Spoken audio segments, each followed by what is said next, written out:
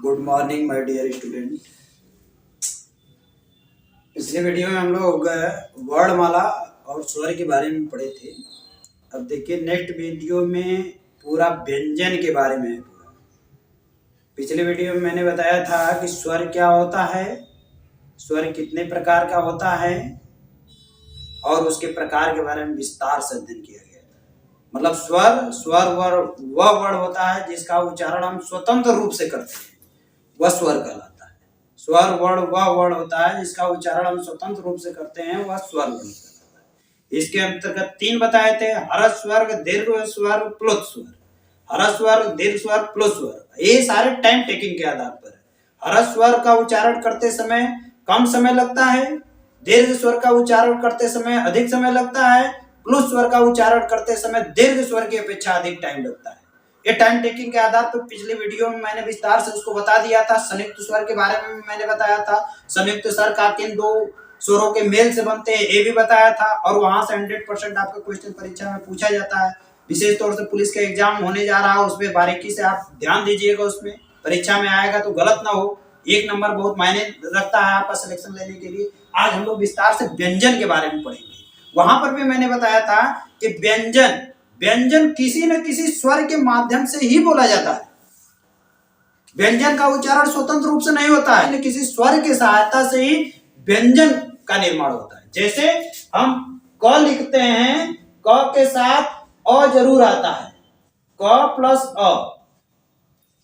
ख लिखते हैं, ख के साथ अ आएगा, क, ख, ग, घ, अंग।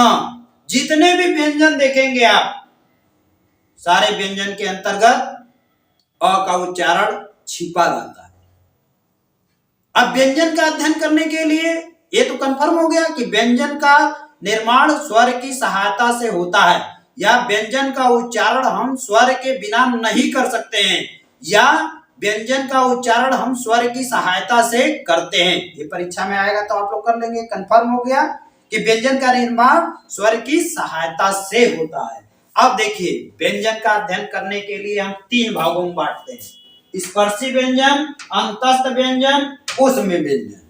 स्पर्शी व्यंजन, अंतस्थ व्यंजन, ऊष्म व्यंजन। ये स्पर्शी व्यंजन है, ये अंतस्थ व्यंजन है, ये ऊष्म व्यंजन है। ये आपके सामने सब पूरा दिख रहा है। स्पर्शी व्यंजन, स्पर्शी का मतलब स्पर्श करने से ही पता चल रहा है। स्पर्शी क्या होता है? जो स्पर्श का मतलब टच करना, टच करना का मतलब छूना, हमारा छुआ जाता है, उससे जो ध्वनियां निकलती हैं उसी को स्पर्शी व्यंजन बोलते हैं। स्पर्श के कारण जो मुखमंडल से हमारी ध्वनियां निकल रही हैं उसी को हम स्पर्शी व्यंजन कहते हैं। और स्पर्शी व्यंजन के अंतर्गत 5 वर्ग में डिवाइड किया जाता है। 5 वर्ग: क वर्ग, च वर्ग, ट वर्ग, त वर्ग, प वर्ग। क वर्ग, च वर्ग, ट वर्ग, त वर्ग, प वर्ग। अब क्वेश्चन पूछा जाता है स्पर्शी व्यंजन को कितने वर्ग में बांटकर अध्ययन किया जाता है, तो आप सीधे सीधे बताएंगे कितने वर्ग में बांटकर अध्ययन किया जाता है? 5 वर्ग में बांटकर अध्ययन किया जाता है। 5 वर्ग में कौन कौन सा है? क वर्ग, च वर्ग, ट वर्ग, त वर्ग, प वर्ग। ठीक, क्लियर हो गया इतना? क वर्ग, च वर्ग, ट वर्ग, त वर्ग, प वर्ग। अब इसके अंतर्गत देखिए, अब क वर्ग, क वर्ग के अंतर्गत 5 लेटर: क, ख, ग, घ, अंग। क, ख, ग, घ, अंग। अब ये 5 लेटर है, क, ख, ग, घ, अंग। ये किससे? कंठ से उच्चारित होता है। अब आप कहेंगे कंठ क्या होता है, कंठ कैसे होता है? ये जो यहाँ आपके गले में रहता है इसको कंठ बोला जाता है। नहीं, गांव में बोलते हैं कंठ बिना लंठ है, मतलब कहने का मतलब कंठ बिना लंठ है कि वो बोल ही नहीं पाता है, उसका कंठ खुला ही नहीं है और कंठ से उच्चारण ही नहीं आ रहा। अब कंठ से उच्चारण नहीं आएगा तो बोल ही नहीं पाएगा, सब जाहिर सी बात है। क, ख, ग, घ, ng। अब बोल कर देखिए, आप बोल कर देखेंगे यही से उच्चारण होगा। क, ख, ग, घ, अंग। अब लास्ट वाला जितना होता है अंग, अंग का कंठ अनुनासिक बोला जाता है। अनुनासिक का मतलब नाक का सहायता लेकर, और पूछा जाता है लास्ट वर्ड जितना भी रहता है प्रत्येक वर्ग का लास्ट वर्ड अनुनासिक से बोला जाता है, इसलिए आपसे क्वेश्चन पूछ लिया जाता है अंगा का उच्चारण स्थान कहाँ है? अंगा का उच्चारण स्थान कंठ अनुनासिक है। कंठ प्लस नाक की सहायता से, जैसे अंगा बोलिए, अंगा बोलेंगे आप खुद ही महसूस होगा, अंग, कंठ से भी नाक से भी, कंठ से भी नाक से भी, दोनों का सहायता लेकर अंग का निर्माण। क ख ग घ अंग, क ख ग घ अंग।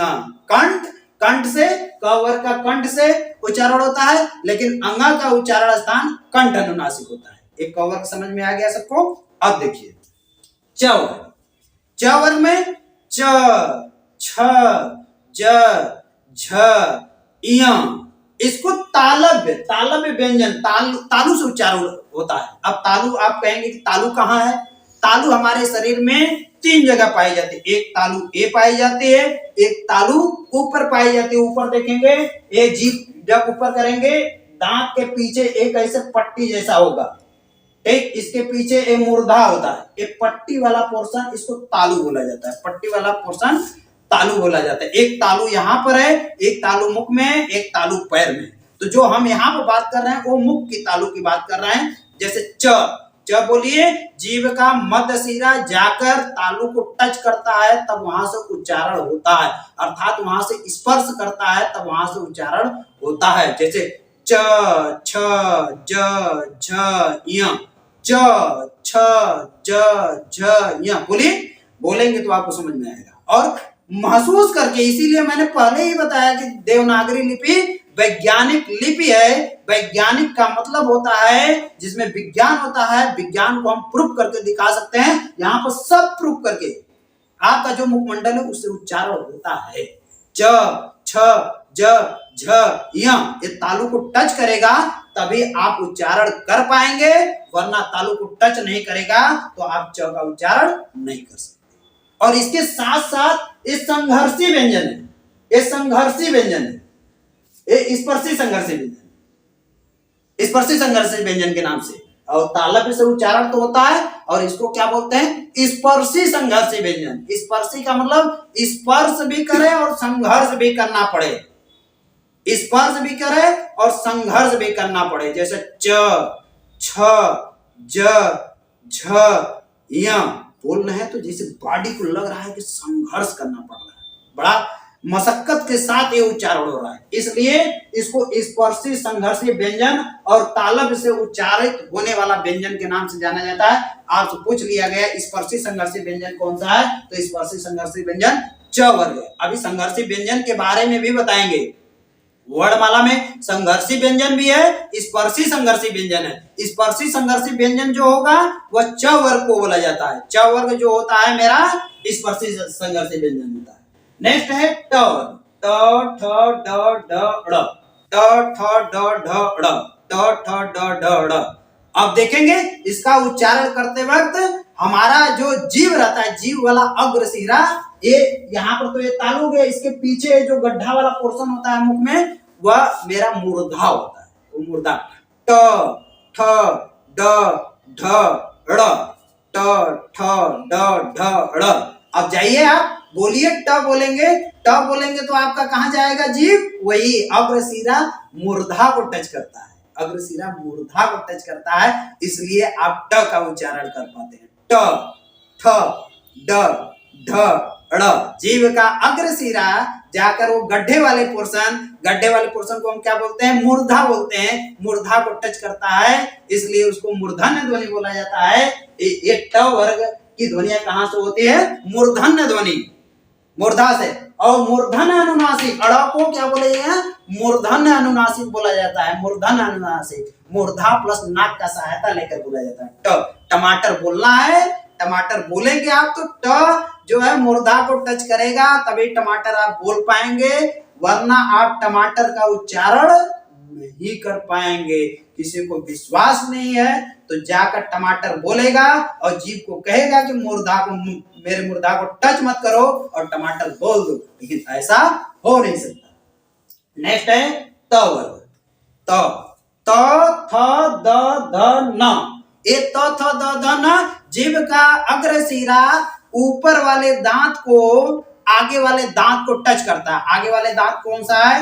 इंसीजर। हमारे मुख में 4 प्रकार के दांत पाए जाते हैं, incisor, canine, premolar, molar. Incisor, canine, premolar, molar. इसका फार्मूला होता है 2123 बटा 2123, 2123 बटा 2123। ये डेंटल फार्मूला होता है। और साइंस में हम लोग पढ़ेंगे तो जानेंगे डेंटल फार्मूला क्या होता है, दांत का क्या। तो इसमें बताने का मतलब ये है कि ये आगे वाला दांत होता है, इसको इंसीजर बोला जाता है। 4 तो दांत ऊपर होता है, 4 तो नीचे, टोटल 8 दांत होते हैं इंसीजर। तो ये त वर्ग बोलते हो, त थ द ध न, त थ द ध न। जीभ का अग्र सिरा ये ऊपर वाले दांत पे, ए वाले दांत को टच करता है, तब त की ध्वनियां होती है। आप बोल कर देखिए, त थ द ध न, त थ द ध न। आप न बोलेंगे तो कहेंगे सर जी ये तो स्पष्ट रूप से टच नहीं कर रहा है, लेकिन वो टच करता है, हल्का सा टच करता है, प्लस नाक का सहायता लेकर बोला जाता है। इसीलिए इसको दंत अनुनासिक बोल दिया जाता है, दंत अनुनासिक। त थ द ध न, ये दंत से उच्चारित होने वाले व्यंजन कौन सा है, त वर्ग का है। अब नेक्स्ट आते हैं प वर्ग। प वर्ग में प फ ब भ म, प फ ब भ म, ये ओष्ठ ध्वनियां होती है। ओष्ठ ध्वनियां बोल कर देखिए, प फ ब भ म। ये दोनों ओठ चिपक रहा है, दोनों ओठ चिपक रहा है, तब आप ध्वनियां बोल पाएंगे। इसलिए बच्चे सर्वप्रथम कौन से ध्वनि बोलते हैं, ए ओठ से चिपकाने वाले, क्योंकि उनको दांत आया ही नहीं होता है, कंठ अधिक से अधिक खुले ही नहीं रहते हैं, उसका प्रयोग ही नहीं कर पाते, इसलिए कौन सा शब्द बोलता है, मां मां मां मां मां, मां बोलता है। मां से कौन सा दूसरा शब्द, मामा बोलता है, मामा।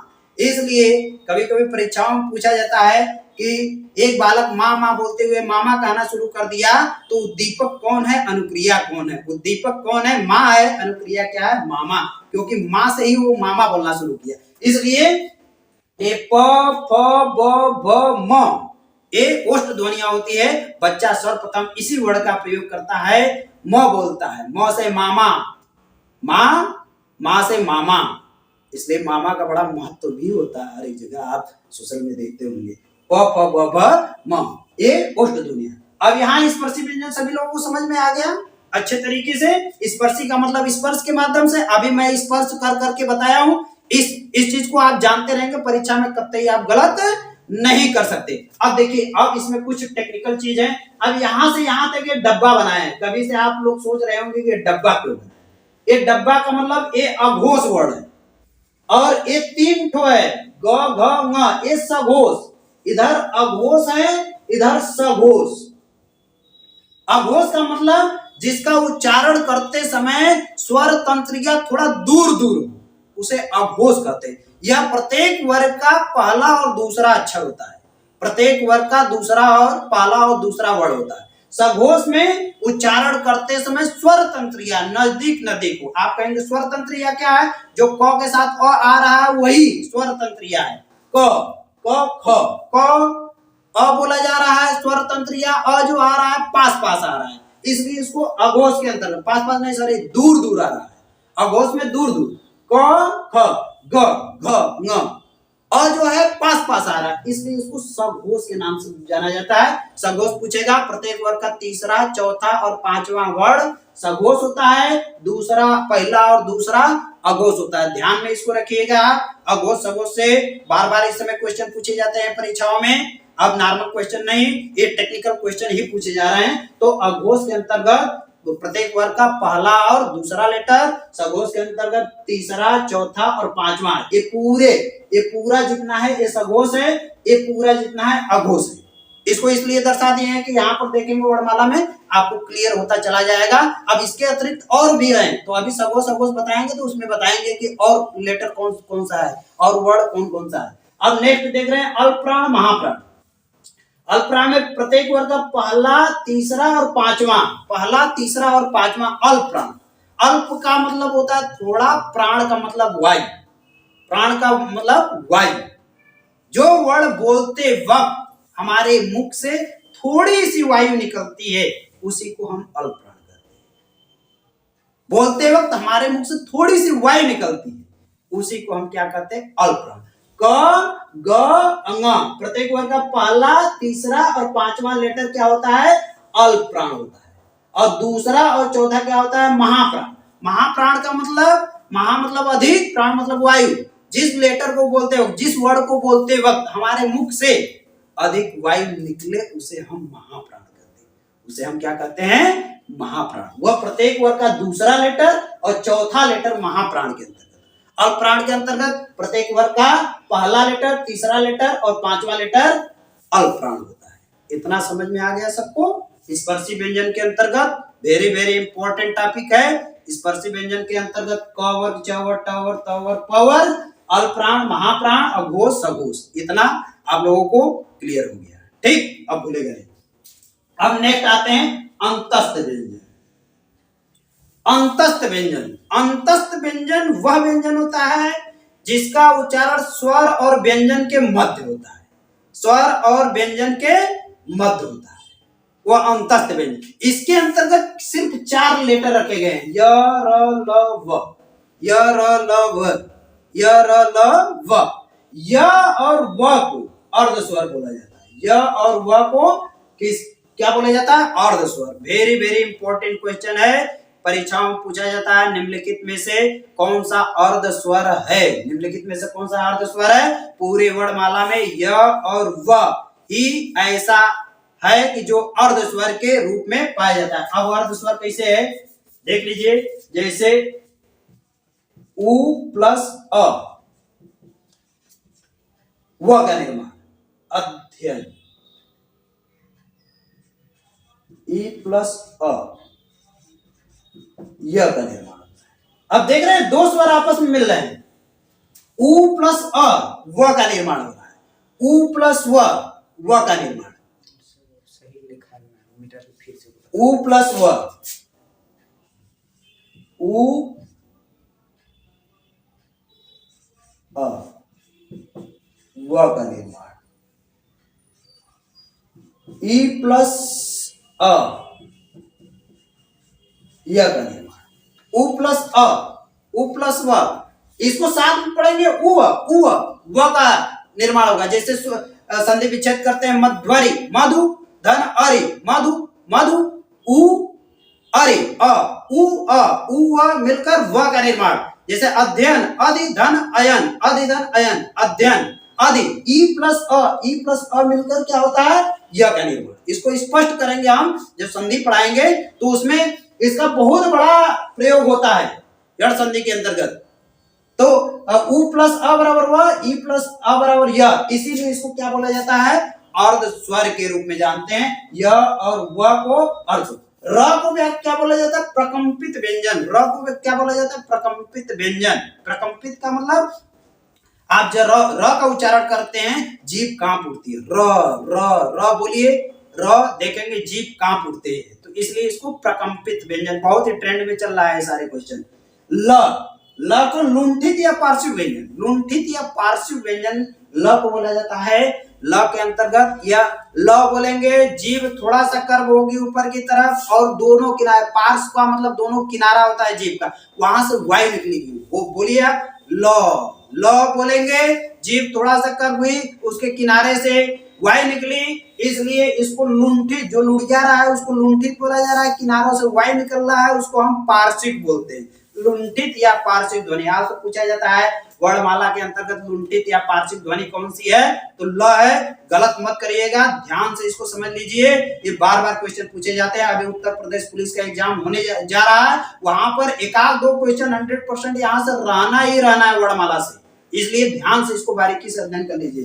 र को प्रकंपित या प्रकंपित व्यंजन, ल को लुंठित या पार्श्व व्यंजन। अब नेक्स्ट आते हैं उस व्यंजन। उस व्यंजन के अंतर्गत 4 लेटर रखेंगे, स, स, ह। अब बहुत ही वेरी वेरी इंपॉर्टेंट, जो बच्चों से, छोटे छोटे बच्चे रहते हैं वहां से पढ़ाया जाता है। स को तालव्य स, वो वहां पर छोटे बच्चों को बताया जाता है। तालु वाला स, मूर्धन्य स, दंत स, ह। अब हम लोग केयर नहीं करते हैं वहां पर, जो कि परीक्षाओं में आगे चलकर पूछा जाता है। जबकि छोटे बच्चों को बोला जाता है तालव्य स कौन सा है? मूर्धन्य स। मूर्धन्य से, इसको स को मूर्धन्य से पढ़ाया जाता है। दंत को दंत स, इसको छोटका सा बोलते हैं। तो ये तालव्य स इसलिए कि इसका तालु से उच्चारण होता है, तालु, जो तालु श, और इसका मूर्धन्य से मूर्धा को टच कराइए, जीभ का अग्र सिरा मूर्धा, श्र, और इसको दंत स, जीभ को दांत से टच, स, जीभ, ये जो नीचे वाला दांत होता है इसको जीभ टच करती है और वहां से उच्चारण। ह को कंठ से बोलेंगे, ह का उच्चारण कंठ से ही होता है, और इसको संघर्षी ध्वनि के नाम से भी जाना जाता है, संघर्षी।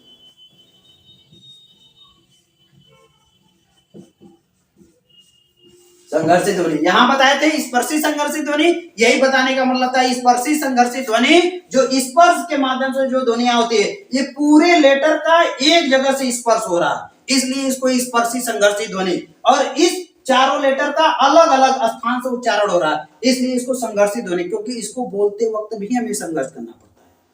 जैसे तालव्य स, श्र, स, ह, ये बोलते वक्त जीभ में जैसे लग रहा है कठिनाई सा महसूस हो रहा है, इसलिए इसको संघर्षित ध्वनि, और इसको स्पर्शी संघर्षित ध्वनि, स, ह, ये स्पर्शी, ये संघर्षित ध्वनि, इसका उच्चारण तालव्य से, मूर्धा से, दंत से, कंठ से। ठीक, अब यहां तक मेरा मूल व्यंजनों की संख्या 33 होती है। अब आपसे क्वेश्चन पूछा जाता है मूल व्यंजनों की संख्या कितनी होती है, तो मूल व्यंजनों की संख्या कितनी होती है?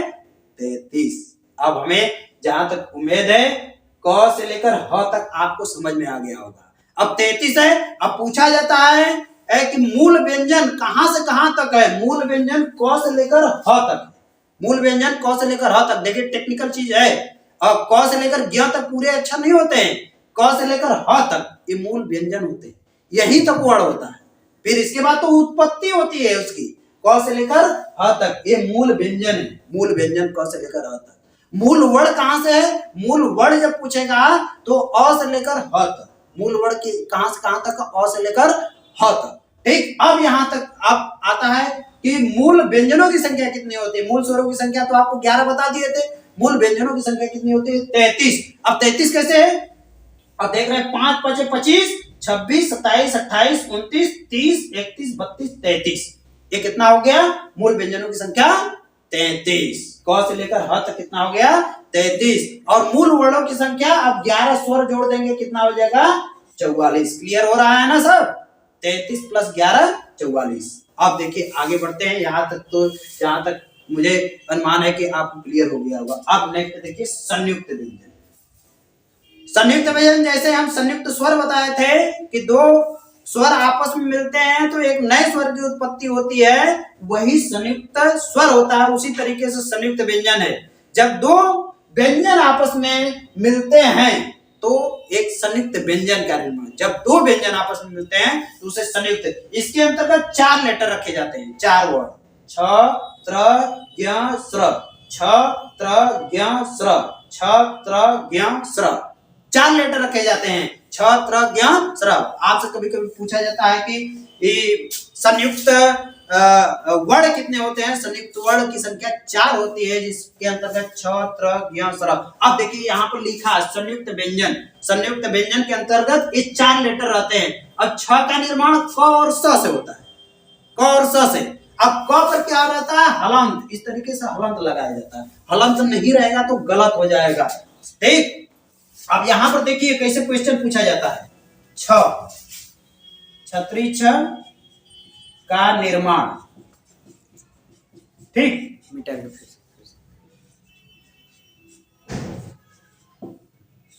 अब ऑप्शन हो जाएगा क और स। दूसरा ऑप्शन हो जाएगा क और स। तीसरा ऑप्शन हो जाएगा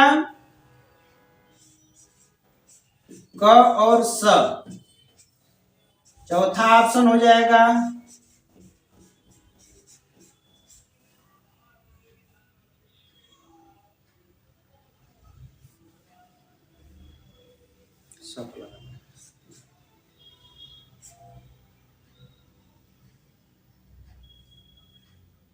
ठीक।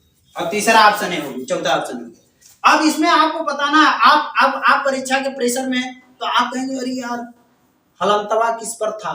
क पर था कि स पर था? अब वहां परीक्षा पीरियड में आप कंफ्यूज हो गए कि हलंत किस पर था, तो उसको देखने के लिए देखिए के एस एच ए से छ का निर्माण होता है, क के साथ ए नहीं है, अर्थात क पर आपका हलंत है। अर्थात आप माइंड में बैठा लीजिए कि पहला जो वर्ड रहेगा उसी पर हलंत रहेगा, पहला वर्ड जो रहेगा उसी पर हलंत रहेगा। तो क पर हलंत रहेगा, स पर हलंत नहीं रहेगा। अब इसके जगह और भी कर सकता है, क प्लस स। अब इसके जगह इसको हलंत लगाकर प्लस अ और जोड़ सकता है, इस तरह भी ऑप्शन आपका बनाया जा सकता है। क प्लस स पर हलंत नहीं रहेगा, यदि हलंत लगाता है तो अ जोड़ेगा, तो ए ऑप्शन सही हो गया। अब इसको हटा दिया, इसको हटा दिया, ए ऑप्शन सही हो गया। अब इसी की जगह क और इस तरीके से ऑप्शन भी दिया जा सकता है, ए भी ऑप्शन सही है। बीएचयू बीए के एग्जामिनेशन में कई बार पूछा गया है, आधा क और स इस तरीके से क्वेश्चन बनाया जाता है। तो मतलब छ का निर्माण क और स से होता है, आधा क, फिर इससे होता है या इस पर हलंत लगाकर अ। समझ में आया किस तरीके से क्वेश्चन पूछा जाता है। उसी तरीके से त और र, त और र दो व्यंजन आपस में मिलते हैं, तो त्र का निर्माण ज्य, इसको ज्य ज्य पढ़ा जाता है, ज्य ज्य, आधा ज और य, आधा ज और य, ज्य हम लोग ज्य पढ़ देते हैं, ज्य। स्र, स और र, इस तरीके से संयुक्त व्यंजन का निर्माण होता है। तो यहाँ पर देखिए छ त्र ज्ञ स्र, ये संयुक्त व्यंजन है। चार संयुक्त व्यंजन रखे जाते हैं, चार संयुक्त व्यंजन जो दो व्यंजनों के मेल से बनते हैं। संयुक्त स्वर जो दो स्वरों के मेल से बनते हैं, संयुक्त व्यंजन जो दो व्यंजनों के मेल से बनते हैं, उसे हम संयुक्त। नेक्स्ट अयोगवाह व्यंजन। अयोगवाह व्यंजन, आयोग मतलब जोड़, इसके अंतर्गत अंग और अ रखा जाता है, अंग और अ। अब 12 खड़ी मात्रा काका का लेकर तथा महात्मा गांधी जी ने दिए थे, अ आ ई उ ए ओ अंग अ। अब वही 12 खड़ी मात्रा पढ़ाया जाता है, क का की कु के को कौ कं क। लेकिन अंग और अ आपका स्वर नहीं है, ये व्यंजन है। और व्यंजन किस तरीके का, अयोगवाह व्यंजन है। आपकी परीक्षाओं में पूछा जाता है निम्नलिखित में से अयोगवाह व्यंजन कौन सा है, तो अयोगवाह व्यंजन अंग और अ है, अंग और अह। अंग को अनुस्वार बोला जाता है, अंग को अनुस्वार, अ को विसर्ग, अंग को अनुस्वार, अ को विसर्ग, अंग को अनुस्वार, अ को विसर्ग। ठीक, अंग को अनुस्वार, अ को विसर्ग। विसर्ग जैसे अह, ये विसर्ग हो गया। अंग जैसे कंकड़, कंकड़ ये क्या हो गया, कंक, कंक पर अ की मात्रा, कंकड़, ये अनुस्वार हो गया, ये विसर्ग। अब नेक्स्ट आता है छठवां, उच्छिष्ट या द्विगुण व्यंजन। उच्छिष्ट या द्विगुण व्यंजन का मतलब होता है इसका उच्चारण करते समय जीभ ऊपर की तरफ जाती है और झटके से नीचे की तरफ आती है, उसी को उच्छिष्ट या द्विगुण। उच्छिष्ट का मतलब जीभ का ऊपर जाना और झटके के नीचे की तरफ, उसके अंतर्गत ढ और अड़ ये दो लेटर आते हैं। जैसे यह शुरू में इस लेटर से शब्द का निर्माण नहीं होता है, जब भी आएंगे बीच में आएंगे, जैसे प ढा ई, ल ड़ा ई। ठीक, पढ़ाई, ढा ढा ढा, पढ़ा, जीभ ऊपर जा रही है झटके से नीचे की तरफ, लड़ाई। अब देखिए यहाँ लड्डू, ये ड वाला हो गया, ए वाला लड्डू, ड का उच्चारण देखिए। अब यहाँ बिंदी लगा, लड़ाई, ये लड्डू। वांग्मय, वांग्मय। अब अंगा वाला देखिए सेम तरीके का ये दिख रहा है, ए और ए सेम तरह का, केवल बिंदी इसका यहां लगा है, इसका यहां लगा है, इसमें नहीं लगा। ठीक, वांग्मय। अब उच्चारण तीनों का अलग अलग है। अब नीचे बिंदी लगा है तो वह उच्छिष्ट या द्विगुण व्यंजन है। इसको पढ़ाई, लड़ाई, लड़ाई, पढ़ाई। अब यहाँ पर समझ में आ गया होगा आपको उच्छिष्ट या द्विगुण व्यंजन। अब यहां तक देखते हैं, अब यहां तक आपका पूरा वर्ड कितना हो जाएगा, पूरा 52, जो आप कहते हैं 52। पूरे वर्णमाला में वर्डों की संख्या कितनी है, 52। वहां कितना जोड़े थे, 33 प्लस 11 44 जोड़े थे, 45 46 47 48 49 50 51 52, यहाँ तक कितना हो गया टोटल, यहाँ कितना हो गया 52 वर्ड। हिंदी वर्णमाला में कुल वर्डों की संख्या कितनी होती है 52, मूल स्वरों की संख्या कितनी होती है 11, मूल व्यंजनों की संख्या कितनी होती है 33, मूल व्यंजनों की संख्या कितनी होती है 33, मूल स्वरों की संख्या कितनी होती है 11, मूल वर्णों की संख्या कितनी होती है 44, हिंदी वर्णमाला में कुल वर्णों की संख्या कितनी होती है 52। जहां तक हमें अनुमान है कि आप लोगों को अच्छी तरीके से समझ में आ गया। यहाँ टोटल अब 52 होता है। अब देखिए, अब इसके बाद भी कुछ वर्ड होते हैं जो वर्णमाला के अंतर्गत नहीं रखे जाते हैं, लेकिन व्यवहार के अंतर्गत वह उसका प्रयोग किए जाते हैं। देखिए, अरबी या फारसी के व्यंजन।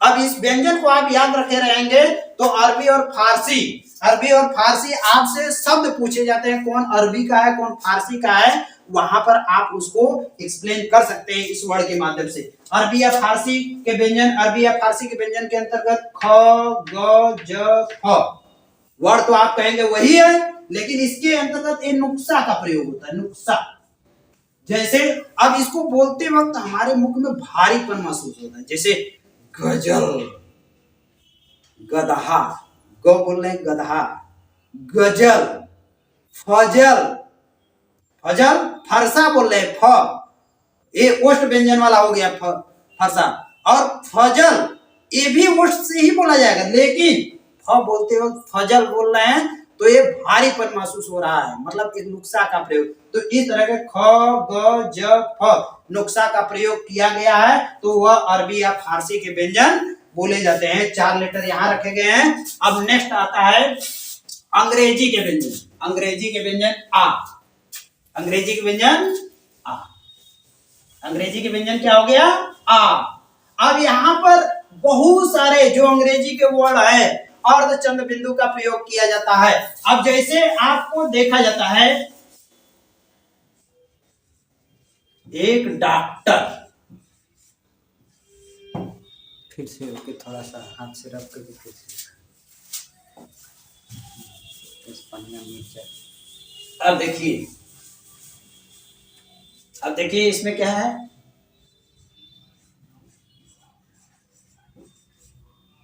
डॉक्टर। अब ये देखिए डॉक्टर। अब आप कहेंगे दोनों में क्या अंतर है, ये दोनों में बहुत बड़ा अंतर है। ये अंग्रेजी का वर्ड का प्रयोग किया जाता है डॉक्टर, डॉक्टर वो नाक का सहायता लेकर बोला जाता है, अंग्रेज ऐसे बोलते हैं, जैसे अंग्रेज, अंग्रेज, और अर्धचंद्र बिंदु होता है अंग्रेजी, अंग्रेजी अर्धचंद्र बिंदु, डॉक्टर, डॉक्टर, डॉक्टर। और एक डॉक्टर होता है, डॉक्टर का मतलब MBBS, MBBS, bachelor of medicine and bachelor of surgery, bachelor of medicine and bachelor of surgery, मतलब कि वो ग्रेजुएट डिग्री है। अब ग्रेजुएट डिग्री को कभी डॉक्टरेट की उपाधि नहीं दी जाती है। डॉक्टरेट की उपाधि कब मिलती है, पीएचडी वालों को मिलती है, जो पीएचडी करता है, चाहे वो मेडिसिन के फील्ड में करे, चाहे हिस्ट्री से करे, चाहे हिंदी से करे, चाहे किसी से करे, किसी भी विषय से, उसको डॉक्टर की उपाधि ए मिलती है, डॉक्टर। इसी को अर्धचंद्र बिंदु, जितना भी डिग्री आ रहा है अर्धचंद्र बिंदु, और जो एमबीबीएस किए रहेंगे उसको ए डॉक्टर बोला जाता है, डॉक्टर साहब, डॉक्टर साहब। और इसको बोला जाता है डॉक्टर। ए अंग्रेजी का प्रयोग, अंग्रेजी के वर्ड का प्रयोग, अर्धचंद्र बिंदु का प्रयोग होता है डॉक्टर। अब गांधी जी को क्या बोलते थे, गांधी, हम लोग गांधी बोलते थे, अंग्रेज कहते थे गोंधी, गोंधी, अर्धचंद्र बिंदु का प्रयोग होता है गोंधी, गोंधी। लेकिन अब क्या हो रहा है, अब इस चंद्र बिंदु को हटा दिया गया, अब ऐसे गांधी हो गया, गांधी।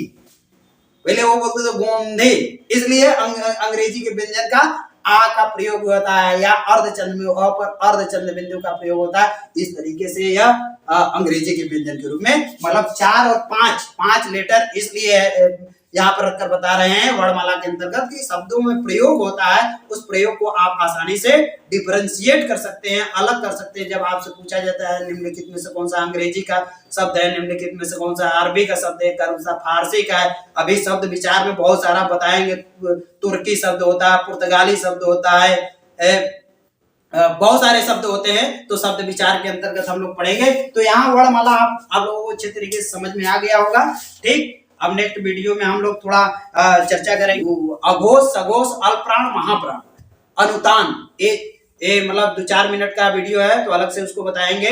तो अघोष किसे कहते हैं, सघोष किसे कहते हैं, अल्पप्राण किसे कहते हैं, महाप्राण किसे कहते हैं, अनुतान किसे कहते हैं, मात्रा विचार किसे कहते हैं, ये सारे चीज उसमें क्लियर कर देंगे।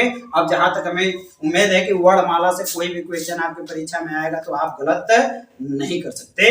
इस तरीके से इसको अपने व्यवहार में अमल करने का प्रयास करिए। अमल जो ही कर लेंगे, किसी भी सब्जेक्ट को आप आत्मसात कर लेंगे तो समझ जाइए कि आपके वह मनोस्थिति में वह बैठ जाएगा, आप उसको कभी भूल नहीं सकते और परीक्षा में जाएंगे तो उसको आसानी से आप कर सकते हैं। तो कोई भी विषय पढ़िए, उसको आत्मसात करने का प्रयास करिए, उसको अंतरात्मा में बैठाने का प्रयास करिए, अंतरात्मा में बैठ जाएगा। और इंटरटेनमेंट करिए। एजुटेनमेंट कंसेप्ट आया है, एजुटेनमेंट का मतलब एजुकेशन एंटरटेनमेंट के माध्यम से हो, तो आप उसको मेंटली डिस्टर्ब मत हुई उससे, और उसको अपने अंतर्गत पढ़ते जाइए, मनोस्थिति में बैठाते जाइए और उसको व्यवहारिक रूप में लाने का प्रयास करिए। आपको टॉपिक कभी नहीं भूलेगा, ये मेरा वादा है, टॉपिक कभी नहीं भूलेगा। आप परीक्षा में जाएंगे, कभी गलत नहीं कर सकते हैं और परीक्षा में सदैव सफलता हासिल करते रहेंगे। तो ठीक है, थैंक यू, धन्यवाद।